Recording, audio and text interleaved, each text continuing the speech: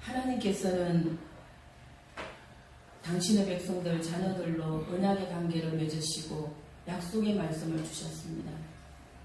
너희는 내 백성이 되고 나는 너희의 하나님이 되리니 너희가 어디를 가든지 내가 함께하리라. 이거 성경 전체에서 하나님이 이 약속의 말씀을 기록하고 있고 또 하나님이 이 약속의 말씀을 이루어 나가고 계심을 보여주고 있습니다. 근데 하나님의 백성인 이스라엘은 이 약속을 저버리죠. 그리고 하나님의 언약을 깨고 계속적으로 하나님께 멀어집니다. 그들에게 하나님은 선지자들, 당신의 종들을 보내서 돌아오라고 그렇게 말씀하시고 간청하시지만 이스라엘은 회개하지도 않고 그리고 폐역의 길로 그렇게 갔어요. 그래서 이 백성이 이해할 수만 있다면 하나님과 언약을 깬 것이 자기들에게 어떤 의미며 그 악이 어디까지고 또 자기들뿐만 아니라 그 후손들에게까지 어떤 영향을 남길 것인가, 이것을 좀 깨닫고 볼 수 있었으면 좋겠다, 이런 마음이셨어요. 남유다가 히스기야 왕 때 북왕국 이스라엘은 요아스의 아들 여로보암 2세가 왕이 됩니다. 고대 세계사는 이걸 정확하게 연대를 기록하고 있더라고요. 여호와의 말씀이 호세아에게 임하시기를 너는 가서 엄난한 여인을 데려다가 그 여인을 아내로 맡고 그 여인과 결혼해. 그리고 자식들을 낳아라. 이 나라가 여호와를 떠나서 크게 음란함이니라 하였어요. 하나님께서는 처음부터 호세아에게 이렇게 공격적으로 명하셨어요. 하나님이 명령하신 이 명령은 우리가 보편적으로 이해할 수 있는 그런 건 아닙니다. 왜 이 나라가 여호와를 떠났는데 호세아가 그런 자매를 데려다가 결혼을 해야 하는지, 구약에서 선지자는 그 시대의 아픔으로 인하여 고통하고 그 속에서 하나님의 마음을 알고 그 하나님의 마음을 백성들에게 전하는 역할을 했습니다. 근데 지금 이 호세아 같은 경우는 결혼하라 이러시잖아요. 그죠? 그것도 뭐 좀 정숙하지 못한 여인, 이런 여인을 데려다가 결혼하라 하시는 이 배경, 이 설정이 좀 특이하기도 하고 해괴하기도 했지만은 호세아에게는 이것이 하나님의 부르심의 출발이었었어요. 고멜은 원래 좀 그런 사람이 아니었나 싶어. 세속적인 사람, 세속적인 여자. 고멜에 대한 소문은, 좋지 않은 소문은 뭐 여기저기서 많이 있는데, 그가 그 이방 신전의 매춘부였다, 이런 얘기가 굉장히 많고요. 하여튼 이 사람은 계속적으로 이 집 밖을 나가기를 원했어. 집 안에 같이 있는 걸 싫은 거야. 고멜이 이런 말을 해요. 어느 날, 나는 나를 사랑하는 자들에게 따라가리니 그들이 나에게 많은 것을 준다 그랬어. 이렇다 보니까 아이를 낳고 살아도 만족함이 없는 거야. 그래서 계속 가출을 해요.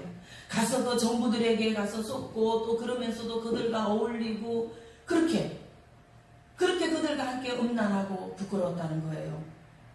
그럴 때마다 호세아는 아내를 찾아와서 다시는 아내가 집을 나가지 않도록 더 품고 더 사랑하고, 자신이 경험하는 이 고통, 하나님의 고통에 비하면 일부일 뿐이지만 하나님의 고통과 비애를 여기서 호세아는 느끼고 끊임없이 하나님을 반역하고 하나님을 떠나는 이 백성들의 모습을 보여주려고 했다는 것입니다.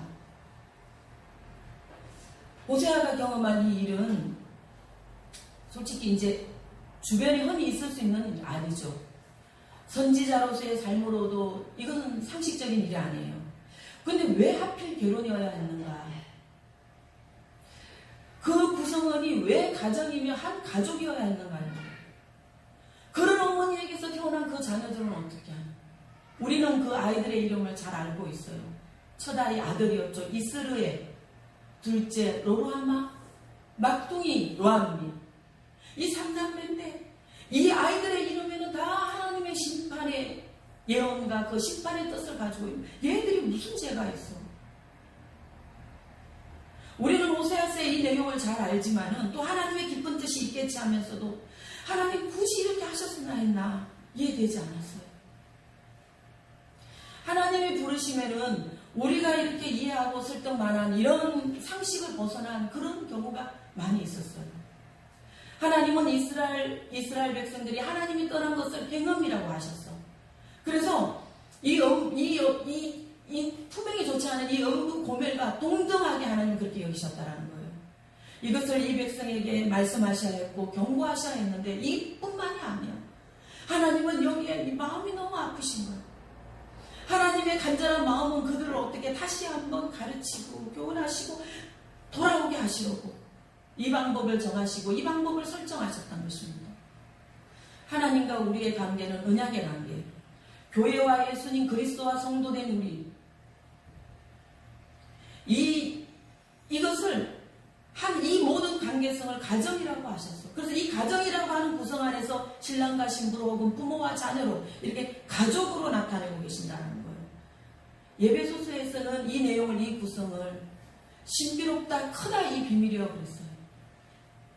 부부란 내가 이 사람을 사랑하지 않으면 내가 살 수가 없어. 내가 살 수가 없는 관계야. 그 신비로운 관계죠.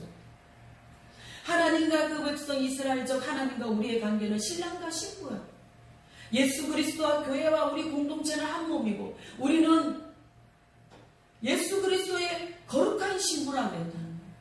그래서 이 호세아의 이 가정은, 호세아의 생활은 이것을 보여주시고 설명해 주시기 위한 하나님의 뜻이었습니다. 호세아는 이사야, 아모스, 미가 이런 선지자들과 비슷한 동시대의 부름을 받습니다. 중요하지는 않은데 좀 특이한 것은 당시에 대부분의 선지자들이 예루살렘 출신들이 많아요. 그래서 그들은 예루살렘에서 태어나서 하나님이 보내신 곳으로 가서 예언하게 되죠. 호세아는 북이스라엘에서 태어났고 북왕국에서만 활동을 했어요. 그가 그렇게 그 출신이라는 것 외에는 그에 대한 정보가 없습니다. 성경에는. 호세아 1장 1절에 부엘이의 아들 호세아라 했으니까 그 아버지의 이름이 부엘이야. 그리고 그도 뿐이야. 그 부모가 어떤 사람이고 어떤 일을 했고 어디에서 왔으면 무슨 직관지 유대인들에게는 굉장히 중요하죠. 그런 것이 없고 호세아는 몇 살 때 어떻게 하나님의 부름을 받았는가도 없다라는 거예요. 솔로몬 왕이 죽고 이제 이스라엘은 남왕국 유다와 북이스라엘 각각 나뉘게 되죠. 호세아가 소명을 받아서 활동한 이 시기는 북이스라엘이 북왕국에서 중에서 중후반쯤인 거예요. 북왕국의 전체 역사가 200년이 조금 넘습니다. 209, 210년 정도 되는데 그 전체 역사에서 중간 후반쯤에 호세아는 부름을 받아요. 6명의 왕을 거치고 40년 이상을 예언을 하고 말씀을 전하게 된 거예요.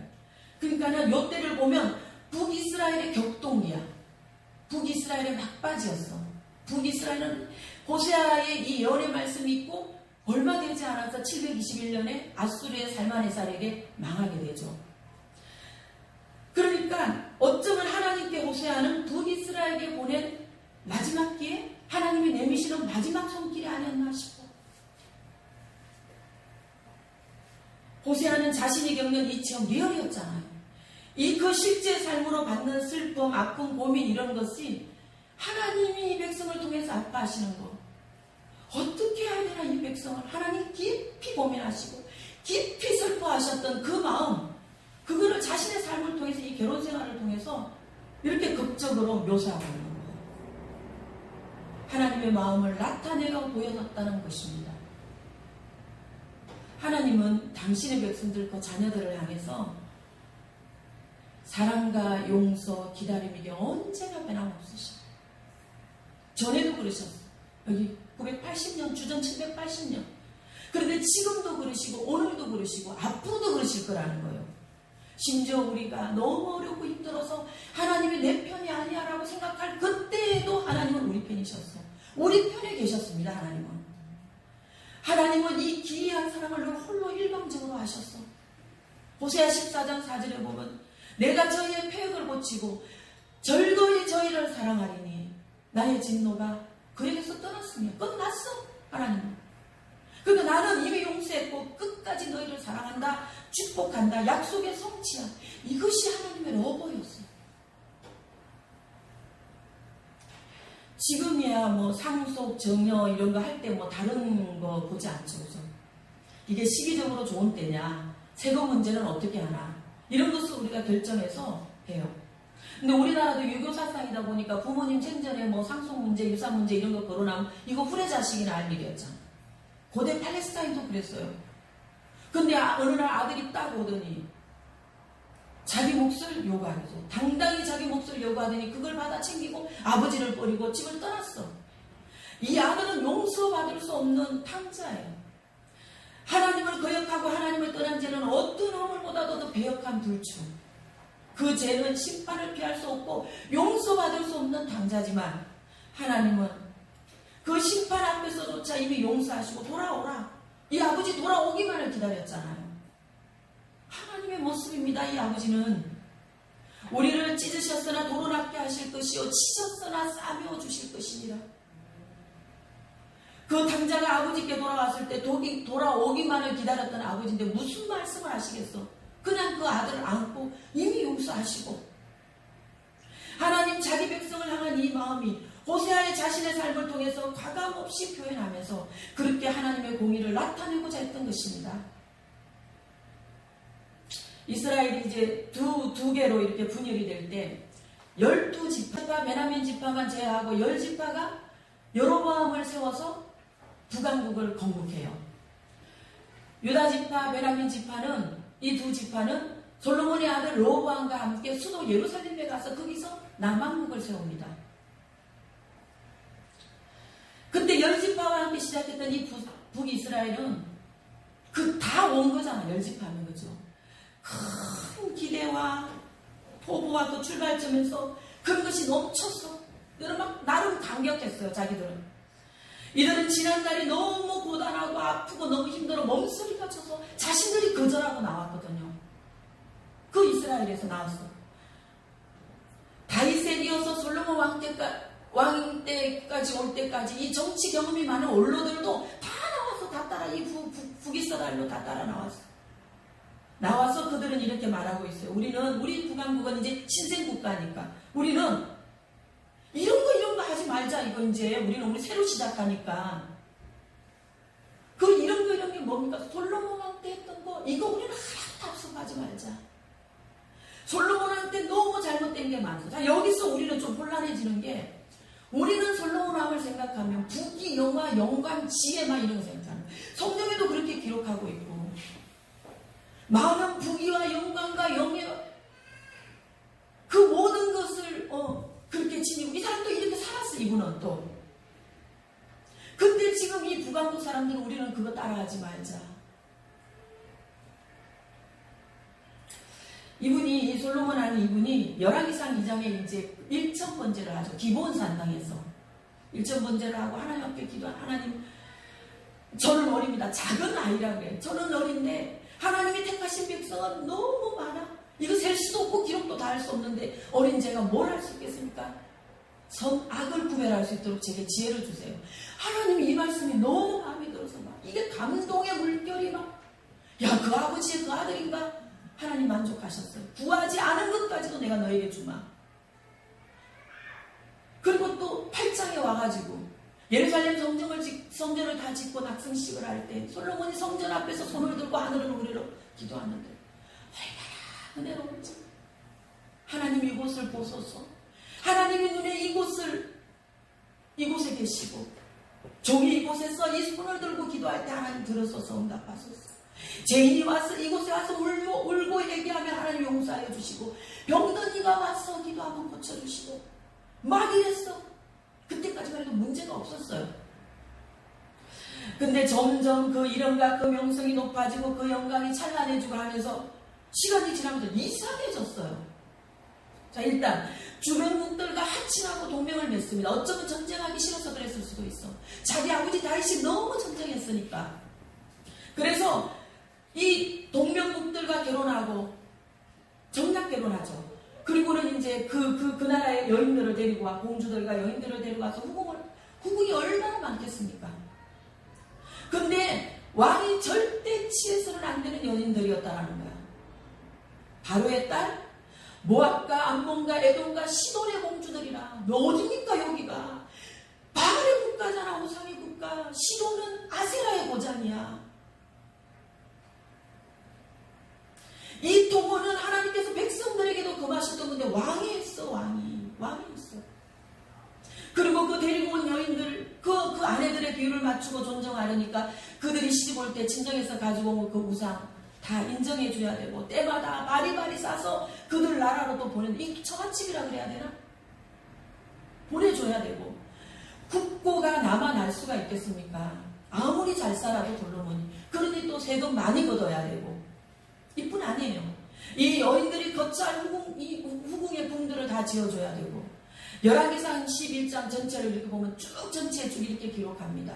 솔로몬이 하나님의 눈앞에서 악을 행하여 또 솔로몬이 자기의 마음을 돌려 여호와 하나님을 버리고 떠났으므로 또 솔로몬이 하나님 앞에서 패역했고 하나님께서는 당장 솔로몬을 멈추고 세우시고 멸하실 수 있었지만은 다윗을 생각하셨어.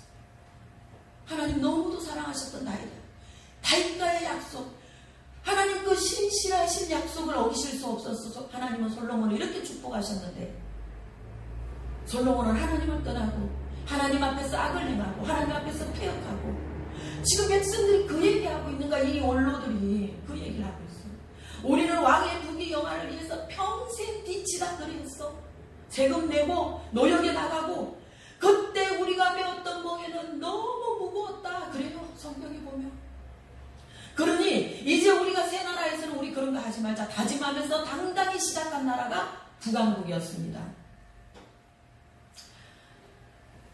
여기 이제 왕으로 등극하는 여로보암은 우리가 다 알다시피 이 사람은 왕이 될 사람은 아니죠. 왕이 될 통이 아니에요. 솔로몬의 신하였었어요. 전에 과거에 솔로몬이 한참 건축이 왕성할 때 이 건축물에도 장려가 있거든요. 그러니까 아주 부분적으로 정교한 기술자들이 많이 필요했어. 그래서 이 사람 지방에서 스카웃되어 온 거예요. 부지런했던 여로보암이 왕의 눈에 찼어. 왕의 눈에 찼다 그랬어요. 큰 용사라 왕이 이렇게 칭찬하면서 자기 옆에 꼭 두고 중요한 일들을 시키고 그렇게 사용했어요. 왕의 총애를 이렇게 받던 이 젊은이가 변했어. 그래서 자꾸 왕의 심기를 거스리고 가축하고 자기가 봐도 지금 뭔가 왕이 잘 못하는 것 같으니까 좀 그래.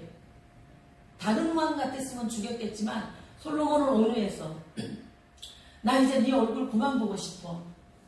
그리고 쫓아왔어요. 애굽에 가서 왕이 죽기까지 거기 있다가 왕이 죽었다는 소리를 듣고 온 사람이 여로보암입니다. 이 사람이 와가지고 북왕국의 왕이 될 수 있었다라는 것은 백성들이 솔로몬에 대한 반감이어서 대놓고 우리는 다윗의 집과 이제 결별이야. 우리가 다윗의 집에 무슨 관계가 있냐, 무슨 상관이 있냐, 우리가 무슨 받을 유산이 있냐. 이렇게 선포하고 여로보암을 왕으로 세운 거거든요. 근데 사람의 근본이 참 선하지가 않았죠. 뜻대로 안 돼, 잘. 그렇게 시작된 북왕국이었음에도 여로보암이 왕이 되고 한 일은 일단 수도 사마리아에다가 큰 궁을 짓습니다. 그리고 도시 세겜을 건축하고 도시 분회를 건축하고 이 사람 원래 건축가잖아요. 세우는 거예요. 6월절이 되면은 백성들이 예루살렘으로 가게 될까봐 산당을 짓고 단과 베델에다가 우상을 두고 거기 경배하게 했어요. 너희 조상들을 광야에서 인도해낸 신이야. 그 신이 여기 있어. 그리고 이제 이스라엘과 하나님의 정한 절기가 있잖아요. 그죠? 일단 6월절이 있고 6월절 후에 오순절이 있고 장막절이 있고 이 절기들을 여로보암이 다 지 마음대로 바꿨어요. 열왕기하 12장에 그 얘기가 나오는데 여로보암이 자기 마음대로 정한 달이었다. 이렇게 말씀하고 계세요. 더 얼척이 없는 건 제사장을 세우는 거야. 레위자 순으로 해서 제사장이 세워져야 되는데 자기 마음대로 그냥 일반 평민들 중에서 제사장을 세우고 심지어 자언하는 사람이 있으면 그 사람으로 제사장직을 맡겨서 녹을 주고 제사의 일을 하게 하고 예배를 드리게 했다라는 것입니다. 하나님은 너무 화가 나셔서 이 죄가 여로보암의 집 대를 땅에서 끊어버리게 하겠다. 그리고 너희 이스라엘도 내가 버리겠다. 여로보암으로 인하여.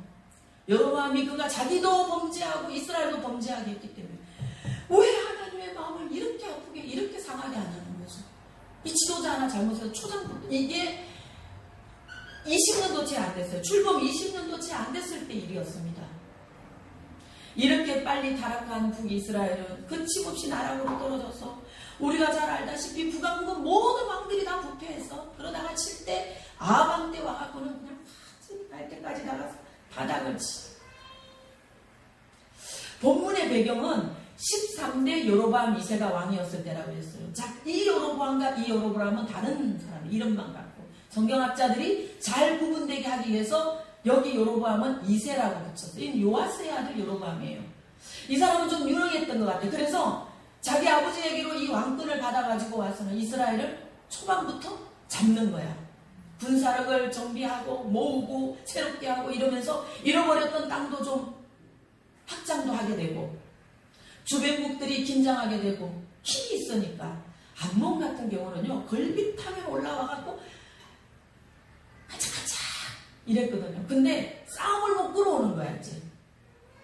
당시에는 신흥 강국이 아수르였습니다. 아수르랑 전쟁하면 희생이 너무 컸어.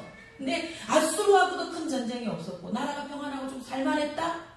그럴 때 사회는 타락합니다. 이미 종교적인 타락, 영적인 타락은 있었고 하나님께서 선지자들을 계속적으로 보내셨지만 이들은 말을 듣지 않고 부패하고 마음대로 살았어. 이 북왕국 사람들은 잘못된 신앙, 잘못된 예배의 결과가 북왕국 이스라엘을 온 나라 하늘 이렇게 만들어 놨습니다.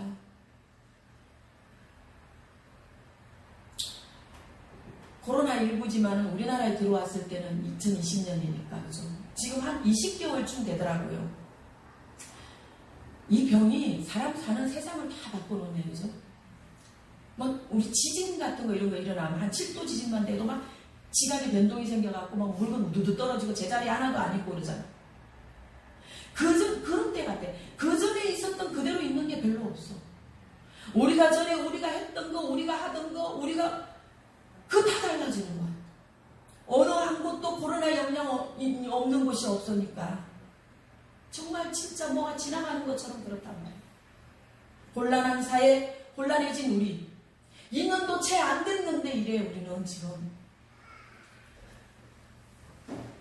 그냥 이런 생각을 저 혼자 이거 사견이에요. 제가 해봤어요. 잘 사는 분들, 아주 상위층이죠. 잘 사시는 분들은 이 코로나가 불편해. 이분들은 막 활동이 많고 활동이 원활하고 막 이렇게 많이 해서 많이 벌고 많이 쓰시고 많이 움직이고 이런 액션들이 다 이게 지금 통제를 받고 있으니까 저처럼 할 수가 없으니까 못 살지는 않아. 이분들은 불편해요. 이 코로나가 불편해. 근데 그 다음에 열심히 일하고 정말 노력하고 애쓰고 안 먹고 모으고 투자하고 해서 부자 된 사람들 좀 저 집 좀 성공했네. 이런 분들은 이 중상층 이상의 이런 분들은 힘들어. 이 시간이 더 길어지면 위험해요. 이게 차츰 원점이 될 수가 있어. 근데 국민의 대부분이에요. 이제 다 우리 중청 중하 우리는 정말 열심히 살아야 돼. 그렇게 살아서 자녀들도 가르치고 자녀들도 세우고 내보내고 어떻게 그렇게 살아오는 우리들 대부분의 국민들 그리고 내 집 하나 장 하나 그것도 한 절반이 대출이고 우리는 지금 이 시간이 길어지면 우리는 멈출 수밖에 없는 거야. 근데 더 답이 없는 건 빈곤층이야. 이 원래 어려웠던 사람들 사회적 약자 소외층, 아픈 사람들, 병든이들. 근데 이분들이 이렇다고 우리 국민 아니지 않잖아요. 우리 국민이잖아요, 이 사람들도. 이 사람들은 살 소망이 없어. 이거 더 길어지면. 지금도 그래요. 전에 우리가 어떻게 일하고 어떻게 활동하고 어떻게 돈 벌고 우리가 어떻게 먹고 살았으며 우리가 무엇을 어떻게 했고 어떻게 공부하고 심지어 우리가 어떻게 예배했는가.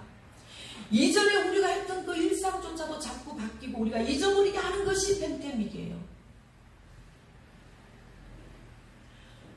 우리나라도 이제 21세기 고도의 현대사회죠. 우리나라가 뭐 못하는 거 있습니까? 우리는 굉장히 빠르게 섰고 성장했고 이뤘죠. 어른들은 그러셨어. 참 좋은 세상이다. 죽기도 아깝다.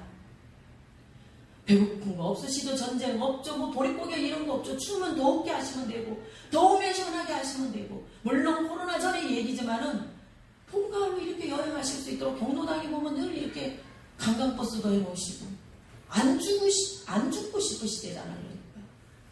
그런 이런 시절을 살았어. 사실 우리끼리 하는 말로 우리나라가 내부적으로는 문제가 많아. 남은 과제들도 숙제들도 있어요. 국의 문제가 그렇고 핵의 문제가 그렇고 우리 자신들은 그래. 이거 우리는 이런 것들이 우리가 풀어나가야 될 문제들은 있지만 우리가 세계적인 한국이에요. 외부적으로 보면 얼마나 인재 많은 나라입니까? 인재가 많아서 세계 각국의 과거의 유태인들처럼 한국 사람들이 많이 들어가서 세계에 유익을 주고 앞서서 이끌어 나가고 있고 그 한류 열풍 이런 거 우리야 뭐 유튜브로 보고 매스컴 연예 프로 뭐 이런 것으로 접하면서 알게 되죠. 그죠? 아, 참 대단하다. 귀하다. 자랑스럽다. 근데 외국에 사시는 교포분들하고 이야기를 나눠봤는데 이 자국민들이 느끼는 거하고 그 이상의 이상이라는 거예요. 세계 곳곳에서 우리 코리아는 그렇게 빛나고 그렇게 자랑스러울 수가 없다. 코리아에 대한 평가는 대단하다는 겁니다. 그렇습니다. 우리가 이렇게 잘 살게 되고 잘 되고 하는데 이 번영과 발전, 전쟁이 없는 건 분명히 축복이에요. 축복입니다, 이거.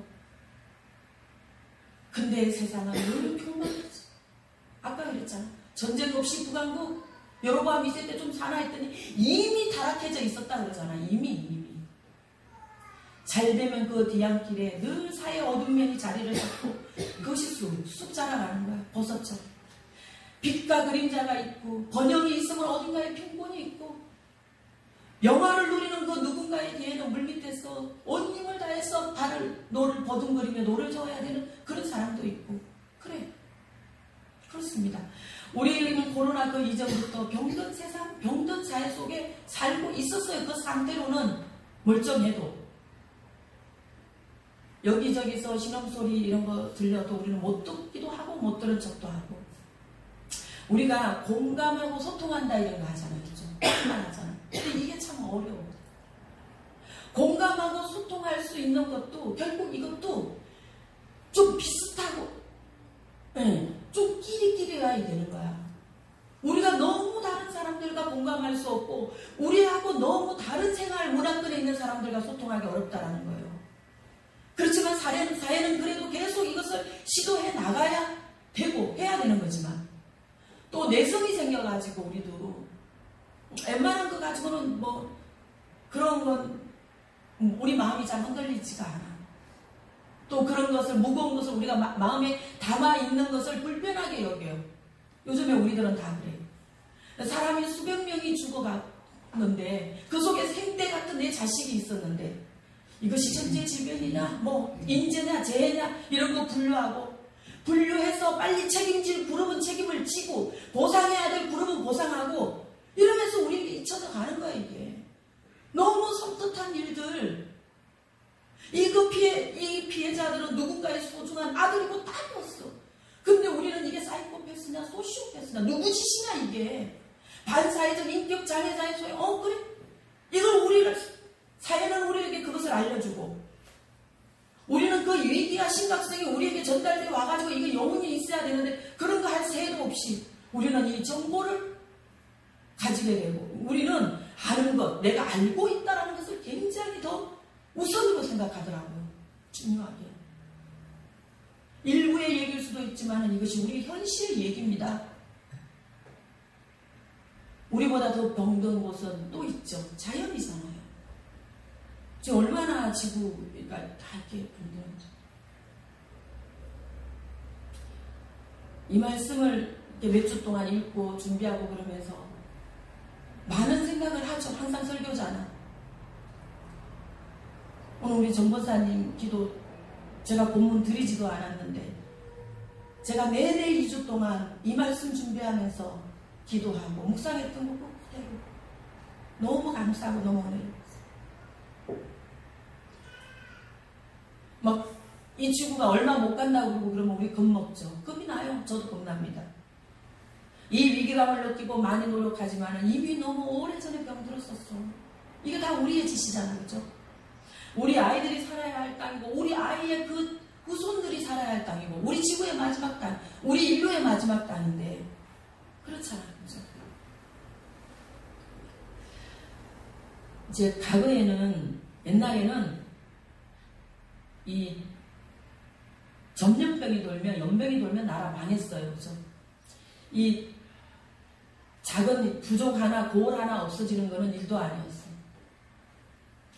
콜레라 장티푸스가 얼마나 무서운지, 이게 영국에서 시작됐다 그러네요. 근데 막 세계도 돌아다니고 우리나라도 들어와가지고, 제가 조선왕조 실록 여기 보니까 막 숙종 때, 영조 때, 영조 26년에 현종 때 계속 있네. 이름 모를 계집이 들어와서 삼도에서 많은 사람들이 죽어갔다니까. 삼도가 어디야? 경상도, 전라도, 충청도에서. 그리고 나중에는 한양에까지 올라와서. 그래서 시스템이 다 있더라고. 그 당시에도 숙종 26년에 그 계지를 막는 그 시스템이 다 있었어요. 할인서마다 격리하는 격리소를 만들어 놓고. 머리카락 다 빠지고 새카맣게 말라서 타 죽는 거. 이게 콜레라 장티푸스였다.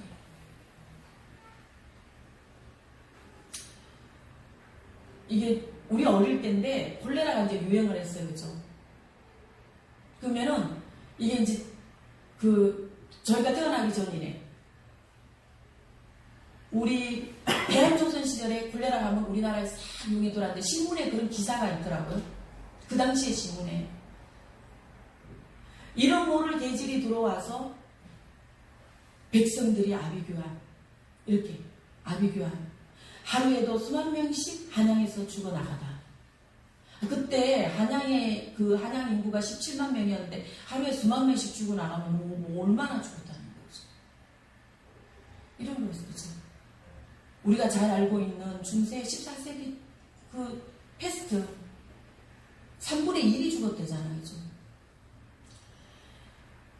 너무 내륙에 다 그냥 패스트가 다 장거리에 있으니까 내륙에서 내륙으로 이동을 안 하려고 그때 사람들이 막 배를 타고 가요. 그 당시에 배도 내륙만 위험했거든요. 뭐 지도가 온전히 잘 있기를 안 하나 나침반 보고 이렇게 가는데 그거 다 바람으로 가니까 풍랑이 일면 뭐 다 죽고 그러잖아요. 근데 패스트보다 이 육지의 패스트보다 낫다라는 거예요. 이렇게 많은 우리를 위협하는 우리의 생명을 위협하는 병들이 제가 이 자료를 좀 찾아보니까 너무 많더라고. 어느 시대에나 다 있었대 보니까. 그러고 보니까는 참 우리가 누렸던 그 시대가 참 안전했다라는 생각도 들고요. 감사하고 뭐 좀 그렇더라고. 이렇게 많은 병들이 우리를 위협하고 생명을 위협하는데 지금까지 인간의 생활과 삶과 생명이 공격받고 파괴되고 이거 전쟁이잖아. 파괴력이 있는 건 다 전쟁이에요. 21세기에 우리가 살고 있으나 지금 우리는 이 전쟁 속에 있는 거랑 다름없다는 것입니다. 가면 안 되고 오면 안 되고 통제받고 직장도 그렇고 학교도 그렇고 심지어 우리 예배도 그렇잖아. 모이지 마라 그러면 우리 안 모여야 되잖아. 정상은 아니에요. 그게 사실은 진통수 상황이지만 이미 병들었던 우리와 우리 사회가 그 모습 그거 고스란히 아는 채로 코로나19를 만났습니다. 그리고 지금 멈춰 있어요. 이걸 어떻게 고치나. 본문 1절은 오라 우리가 여호와께로 돌아가자. 시편 91편 3절에서는 이는 그가 너를 심한 전염병에서 건지실 것이니라 했어. 고침을 받을 수 있는 길, 우리가 되짚어 볼 길, 우리가 되돌아갈 길 여호와다 말씀하시면서 이 하나님께로 돌아가자는 것입니다. 이거는 거리를 의미하는 것이 아니라 행동을 의미해요. 마음으로부터 출발해서 나의 생활이 돌아가는 거 이거.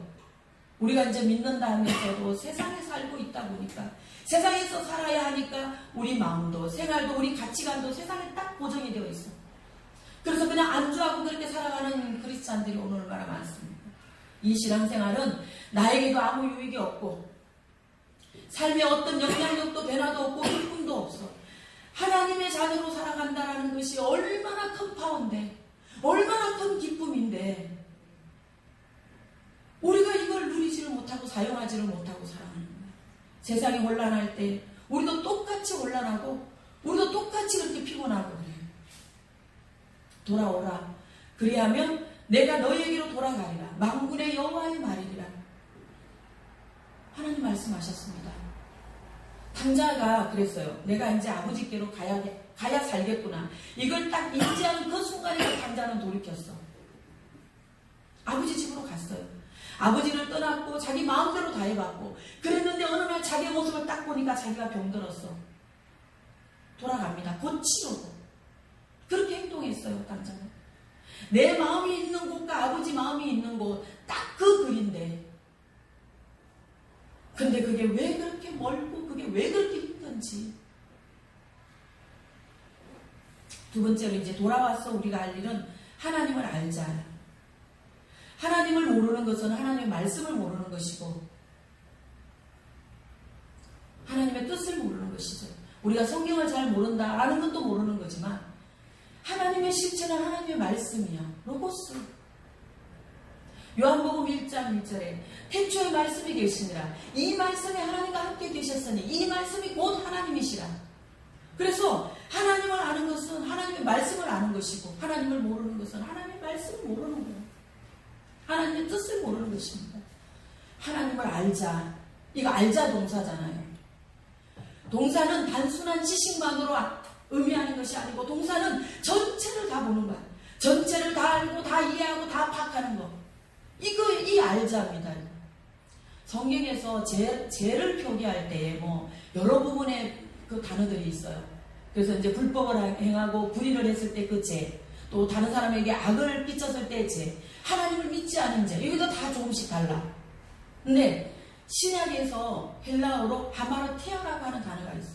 이것은 이 죄는 관역을 잘못 맞추다, 빗나가다.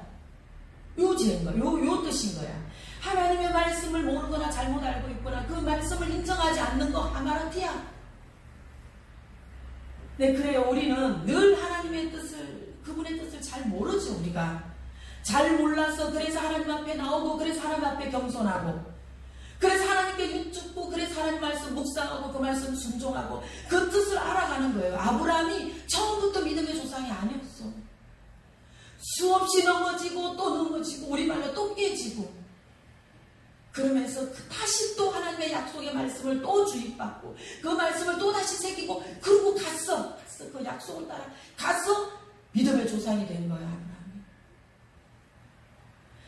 기록된 말씀, 선포된 말씀, 예수 그리스도로 나타내신 이 말씀을 내가 읽고 듣고 내가 믿고 이 말씀 속에 의지하여서 가는 것이 이것이 하나님을 알민데 이 말씀이 내 속에도 없고 내 삶에도 없고 하나님의 말씀이 없어. 그리고 그 말씀을 그대로 내가 믿지도 않아. 그런다면 이것은 관역을 잘못 맞추니 빗나간 하마르티아다라는 거예요. 하나님을 알자. 하나님을 아는 것이 우리의 진정한 치료예요. 하나님 우리 영혼의 치료자자. 각종 나쁜 것과 바이러스로 병든 세상, 병든 세계, 이거 우리 굉장히 무겁습니다. 그러나 그 이전에 우리 내면에 깊숙이 들어와서 자리 잡고 있는 이 병, 우리의 병, 우리 사회의 병, 그리고 나, 그리고 우리 교회들의 병, 이것은 더욱 무겁습니다. 우리에게. 로마서 1장 20절에 장세로부터 그의 보이지 아니하는 것들 곧 그의 영원하신 능력과 신성이 그가 만드신 만물에 분명히 보여 알려졌나니 그러므로 그들이 핑계하지 못할지니라. 하나님께서 나는 너희에게 분명히 보였다 하시는 거예요. 근데 너희가 하나님을 알면서도 그를 영화롭게 하지도 아니하고 감사하지도 아니하고 그리고 마음이 어두워져서 스스로는 지혜 있다고 믿고 있었는데 딱 보니 어리석은 거야. 그것이 우리를 못 보게 하고 안 보게 했다라는 것입니다. 하나님께서 나를 위해서 무엇을 하셨는가? 하나님께서 나를 위해서 무슨 일까지 하셨는가? 우리를, 인류를 얼마나 사랑하시고 얼마나 극진하신지 이거 분명히 보여 알려주셨으니 우리가 그 하나님을 알자 이 말씀입니다. 우리는 진짜 열심히 사느라고 살아 여기에 있습니다. 그렇죠? 우리 중에 열심히 안 산 사람 어디에 있겠습니까? 우리가 그렇게 살았고 우리의 자녀들도 그래. 이 친구들도 너무 애써. 그렇죠? 그렇게 공부해야 했고 그렇게 진학했고 치열한 취업의 문을 뚫고 사회로 나가고 그런 애성과 열심이 있어서 이룬 이 나라가 있고 우리 가정이 있고 그리고 나라고 하는 존재가 있는 거예요. 요즘에 얼마나 개인적인 자존감이 강합니까? 그거는 그만큼 내가 내 자신에게 노력하고 투자했다라는 거잖아. 교회도 마찬가지예요. 잘하려고 그랬어. 우리가 잘하려고. 강건하여 데려다가 내 집을 채우라고 하시는 하나님의 그 말씀 받아서 우리는 교회 부흥을 위해서 그렇게 안에 달린 거야. 한국교회 부흥 신두름이 그랬습니다. 이 모든 것이 복되고 귀하고 감사한 일이었었어요.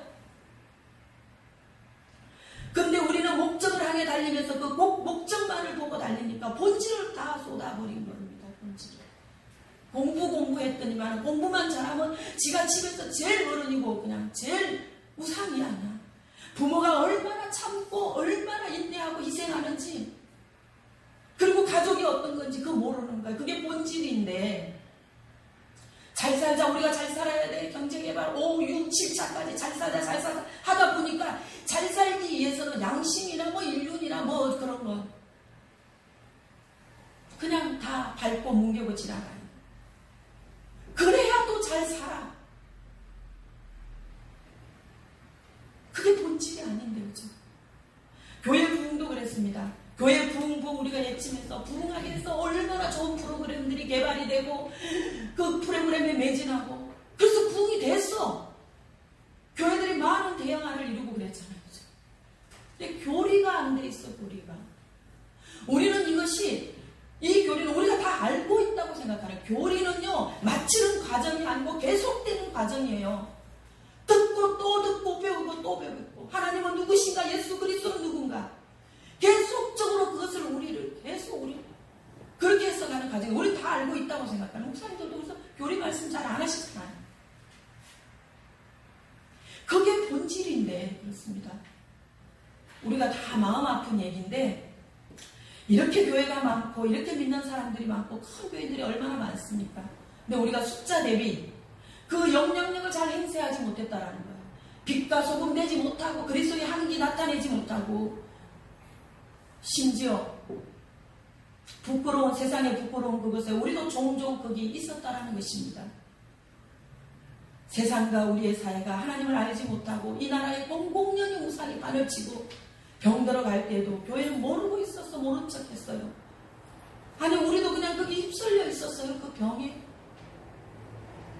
오살세의 말씀은 930년, 또 주전 780년, 이때 북이스라엘 그 병든 사이에 선포된 말씀이고, 분명히 오늘 우리 세상, 우리가 지금 살고 있는 지금이 2020 지금 각종의 병들로 무거운 우리에게 주시는 하나님의 말씀입니다. 이 말씀 속에 있는 우리를 향한 하나님의 사랑, 하나님의 마음, 하나님의 계획, 우리가 이것을 볼 수 있기를, 깨달을 수 있기를 원합니다. 하나님의 목적은요, 우리 잘 되기를 원하시는 것입니다. 그것이 하나님의 약속이셨거든요. 하나님은 지금도 늘 그리 하시려고 하시는데 우리가 안 되는 거, 우리가 안 되는 거예요. 그래서 하나님은 오늘도 우리를 다시 또 바로 세워주시고, 나 하나 포기하지 않으시고, 언약의 자녀, 택하신 그 백성으로서 건강하게 하나님의 축복의 삶을 우리가 마음껏 좀 누리고 살아갈 수 있도록, 좀 마음 편안하게 그렇게 살도록 돌아오라. 하나님을 알고 돌아오라. 이렇게 말씀하고 계십니다. 세상이 병들고 그 세상 속에 사는 우리 어찌 고쳐야 합니까? 오라, 우리가 여호와께로 돌아가자. 우리가 여호와를 알자. 힘써 알자. 오늘 오세아스의 주제죠. 나는 제사를 원하지 않고 인애를 원해. 통회하는 마음을 하나님은 원하신다는 거예요. 여호와께서 우리를 이틀 후에 살리시고 셋째 날에는 일으키시리니 우리가 그의 앞에서 살리라. 또 하나님 우리에게 나타나시면 새벽에 밝아오는 빛처럼 의미 없고 땅을 저시는 비와 같이 우리에게 임하시리라. 우리를 고쳐주시는 하나님의 약속의 말씀입니다. 아멘. 길 잃은 양을 찾듯이 우리를 찾으시는 주님의 사랑을 우리가 잊지 말게 하옵소서. 내가 의인을 부르러 온 것이 아니요 죄인을 부르러 왔노라 하신 주님, 우리를 불러주시고 우리를 고쳐주시옵소서. 예수님의 이름으로 기도합니다. 아멘.